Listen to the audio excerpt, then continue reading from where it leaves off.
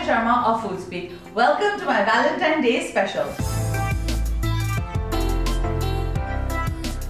This Christmas, my friend Caroline gave me 2 identical baking tins shaped like hearts.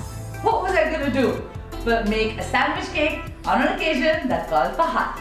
So I bring you my favorite, a British classic, Victoria sponge cake. First, you take 8 ounces or 225 grams of butter at room temperature, add 1 cup or 250 ml of granulated sugar and whisk till creamy in consistency. I'll be whisking this for 5 to 6 minutes until it turns pale in color and it's nice and smooth. In between, use a spatula to scrape down the sides of the bowl. Okay, so that's done.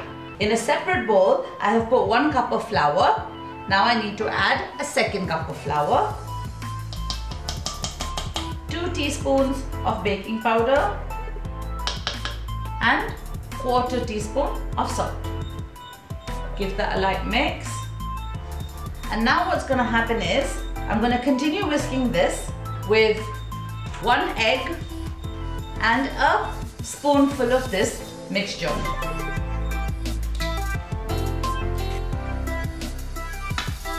And continue whisking. Remember to preheat your oven to 160 degrees Celsius or 325 degrees Fahrenheit. I found this recipe on a wonderful website called Kitchn.com. It talks all about the genesis and the evolution of the Victoria sponge cake on that blog. I'm providing the link in the description box below.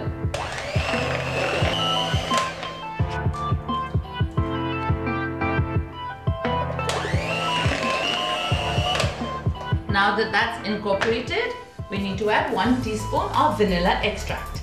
The better the quality of the vanilla, the yummier the cake. Beat in the vanilla. The whisk's work is done, so add in the rest of the flour mixture and mix. We want a mousse-like consistency. Once the flour is completely incorporated, that's what we should have. In case it's a little thick, you can always add hot water to loosen it up a bit. And it does look like a mousse. It's a nice dropping consistency, falling reluctantly off the spoon. It's time to prep your baking tins. Take a little bit of butter and grease the sides of your baking pan. I am going to be using parchment paper at the bottom, but still little bit of butter doesn't harm. Now line the bottom of the pan and divide the mixture evenly between both the pans. Make sure you smoothen the top. Set on the same shelf in the oven in the middle. Oh, look! This heart shape actually is easier to put together than two rounds. Brilliant! Let's check on the progress. I'm going to test it by inserting a toothpick in the center. If it comes out clean, it's done. Okay, they have to now cool in their tins for 5 minutes. So it's been 5 minutes. I'm going to transfer them onto a wire rack now.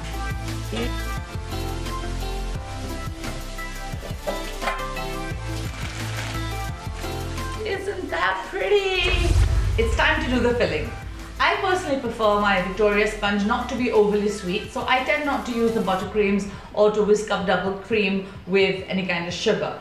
I like to use the local Indian available variety of pre-packed single creams. To thicken it, there's a very simple process. You simply place it in the fridge about 10 to 12 hours before you need to use it. Open like this and look, it's beautifully thick. No need to whip, whisk or anything. So let's start. So I'm going to turn the cream out into a bowl just for easier application. And also, in case there are any runny bits at the bottom, you don't want those. That's plenty for now. So take the first cake, flat bit down. This side, apply a generous amount of cream.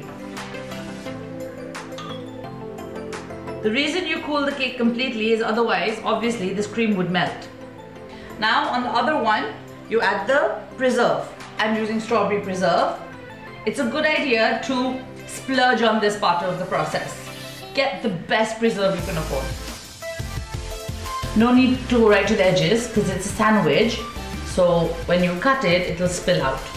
Now, lift it up and gently sandwich. Now for the finishing touch, take a sieve, icing sugar, and dust on top. Now, since it's Valentine's Day, you could go ahead and place some strawberries around just for decoration.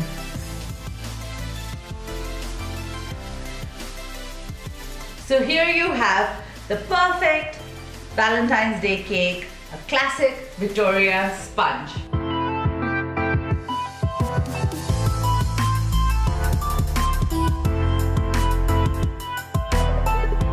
That's all for today, my lovelies. See you next time. Do remember to share, subscribe, and follow me on Instagram at foodspeak.in. See you soon, my lovelies.